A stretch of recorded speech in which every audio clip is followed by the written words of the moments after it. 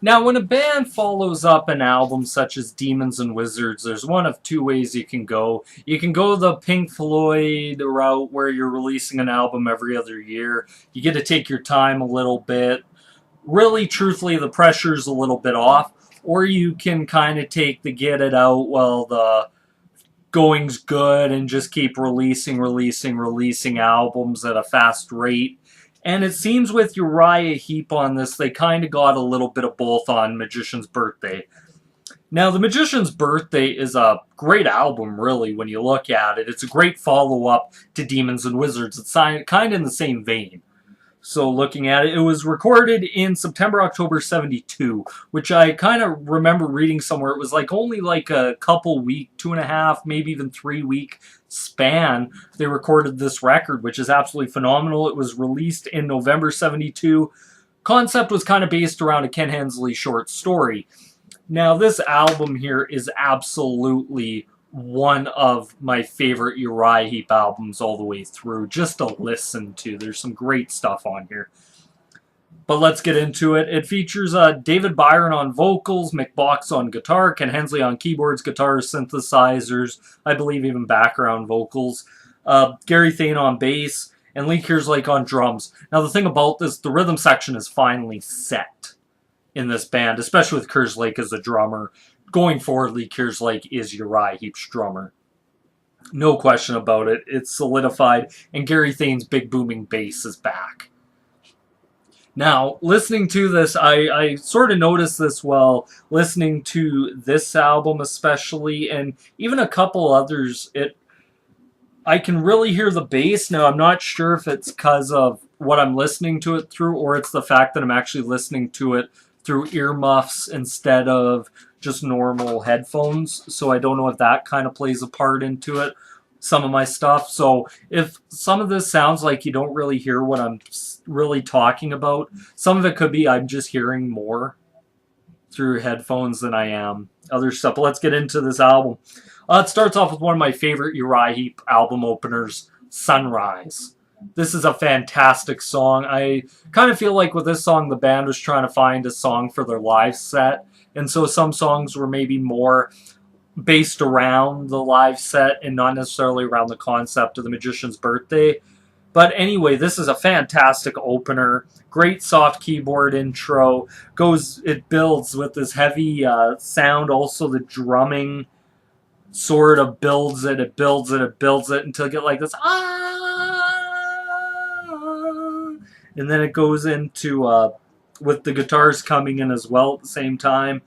Just some soft Byron vocals with Sunrise and the new day's breaking through. And even with that, his vocals even get heavier throughout the song, which is something I absolutely like about this album. It's David Byron's vocal. It's probably at this point one of Byron's more stronger vocal albums. Just with him, and there's not really that Hensley competition, it feels like, on certain songs. It has a great chorus with Sunrise, rest my eyes, take my soul and make me whole again.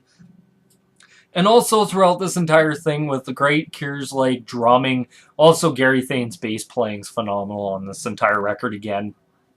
Once again, proving why Gary Thane is such a great bass player.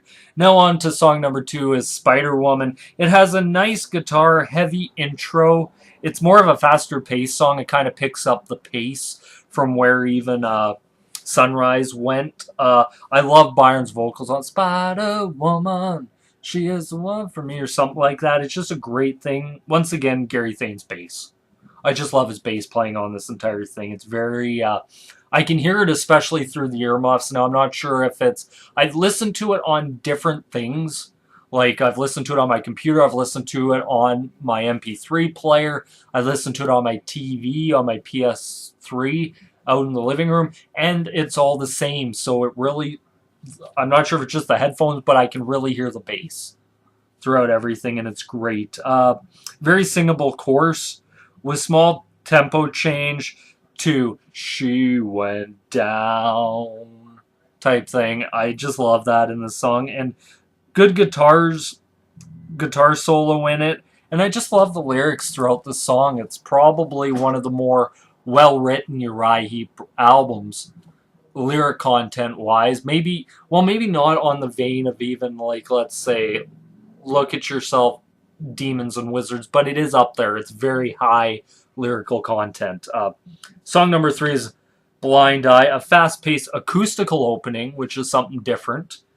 It's not that organ sounding like it kind of got in the last album quite a bit. It's more of a just faster paced song with acoustic, and it has some fantastic Kerslake drumming. It's not over drummed. That's one thing I love about Kerslake. He knows kind of when to pull it back, so the song works. Great twin guitar attack. You can really hear twin guitars on this, and it sounds fantastic. Love David Byron's vocal range on this song. It's very good. It's very singable. A fantastic bass. I love what sounds like the dual singing during the choruses. It just sounds good, and that's all you can really say. It's Heep. It sounds great. Song number 4 is Echo in the Dark. I love that intro to Echo in the Dark. That walk-like sound. I just love it. Box was on this album. This entire album, I think Mick Box was just on point with everything. Had a nice guitar solo. Thane's bass cuts through everything. And that's one thing I like about bass. Now, once again, I say I'm not sure if it's my headphones or if it's what I'm listening to it through, but you can really hear the great sound of Gary Thane's bass that just cuts. And it's great when bass players' sound cuts through everything, and you can hear the bass really well. Has a subtle piano also underneath, which is kind of hard to pick up, which I actually didn't really hear it on any other thing except once I started with these headphones here. They're my wife's. They're professional. She used them for radio broadcasting, so they're very high quality, and you can hear stuff that maybe otherwise you'd never hear underneath. Soft Byron vocals to start. I love the guitar during the second verse. The great bass lines. Byron's voice picks up. I love Lee Kerslake's heavy drumming during the song. It sounds heavy. And that's one thing I'll say about it is when people talk about what made Uriah Heep's acoustic stuff sound so heavy, I think a little bit of it has to do with the drumming of Lee Kerslake and that. And also makes it feel doomy at the same time. I love the vocal touch at the end with Byron. It was actually a great touch. But anyway, that's that song. On to song number 5 is one of my favorite David Byron soul songs. Probably ranked number 2, just behind What Should Be Done, off of Look at Yourself. Great soul song. It really is the Byron song. There isn't really much underneath. It's just him soul. Great piano and vocal performance. I love Gary Thane's bass sound. It's not overpowering or booming. And the subtleness of even Kerslake's drums. And that, I just love this song. Like, it's raining outside, but that's not unusual. But the way that I'm feeling's becoming usual. Just a great song. Now on to song number 6, Sweet Lorraine. Synthesizer, I believe, opening with a nice bass and guitar underneath it. I love Mick's palm mute chugging pattern throughout this. I really enjoy it. Very singable. Sweet Lorraine with the chorus. It's just really singable. Lee Kerslake's drumming, once again, a very eerie solo. Cool ending with them singing Sweet Lorraine over and over again. It's just something about Heep doing that. Song number 7, Tales. It has a nice heavy acoustic opening with a dreamy, like almost slide sounding part. Which, it's kind of hard to tell if it's slide or not, because there's sort of that synthesizer going on, and it's really weird at parts. But I like it anyway. Soft sounding both Byron vocals. I love how the acoustic and the rhythm come in and build. And it has a nice mini solo at the end. I love that building to almost the ending, and I just like it. Song number 8. Now we're on to the probably one of Mick Box's finest moments in Uriah Heep. The Magician's Birthday features that iconic Mick Box just riff. I love it. That just hammer on pull off. Just great guitar sound. It's a great guitar sound. It cuts through. It actually makes you just sort of tap your foot, nod your head.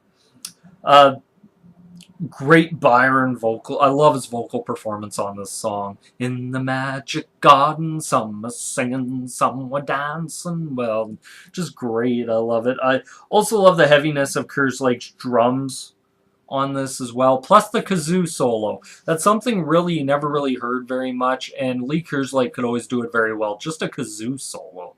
Something you'd never think of in a rock and roll band or even a heavy hard rock band. It was great. Then the happy birthday part. Now, some people I know will criticize it for them putting happy birthday in the middle of a song. But if you ever go live and see him perform it in somebody's birthday, it's actually kind of a nice little touch. Would I done it in a band? Probably not, but hey, who am I? Heavy rhythm leads back into the vocals and fades into an eerie, heavy section that then picks up into one of Mick Box's best solos he ever did in Uriah Heep. And probably, at least up to this point, I believe one of his longest solos. And most frantic, fast-paced, just showing off Mick Box.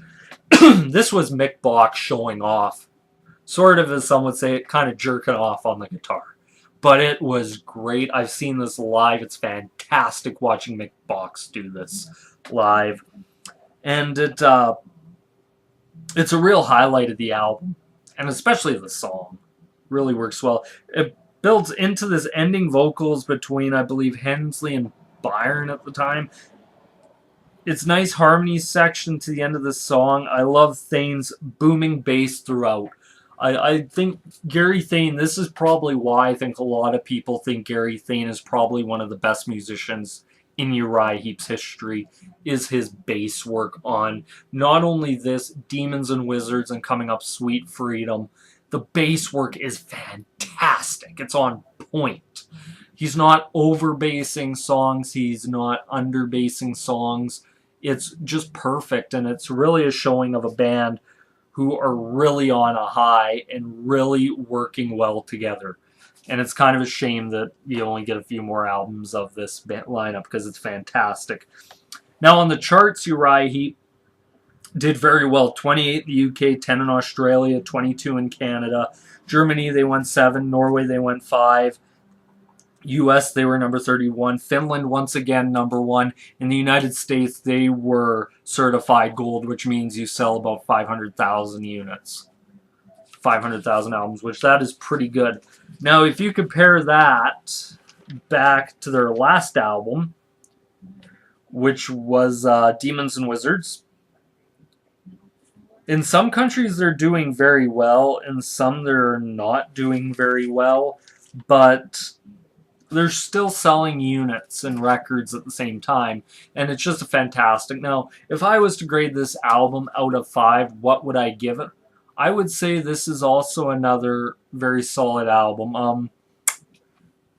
Is it as good as Demons and Wizards? And look at yourself. To me, yes, it is. It's up there.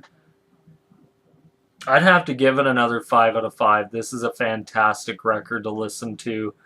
It just flies by. And especially The Magician's Birthday is one of their better songs that they've ever done, and they still play live today. Sunrise, I still think, if the band ever does see this or anyone shows us the band, just tell them Sunrise is your opener. That's your opener. Everything works off of Sunrise. But yeah, that's me here once again. Be sure to like, comment, favorite, subscribe. Next one's probably going to be Sweet Freedom. There's going to be Sweet Freedom in the discography.